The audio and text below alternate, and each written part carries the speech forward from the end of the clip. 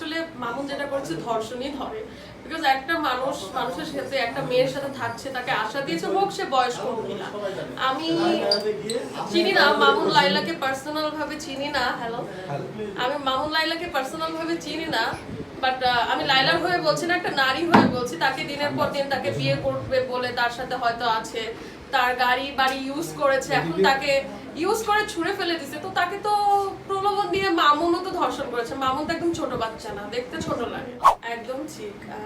লাইলার এই বয়সে এসে এমনই পরিস্থিতি হওয়ার কথা। আপনারা জানেন যে একজন বুড়া লোকের সাথে একটা ইয়াং মেয়ের সংসার হয়, সারা জীবন থাকতে পারে, কিন্তু কয়টা বুড়ি মহিলার সাথে কয়টা ইয়াং ছেলেকে সংসার করে টিকে রাখতে দেখেছেন? আজ পর্যন্ত একটা টিকেছে, একটাও টিকেনি।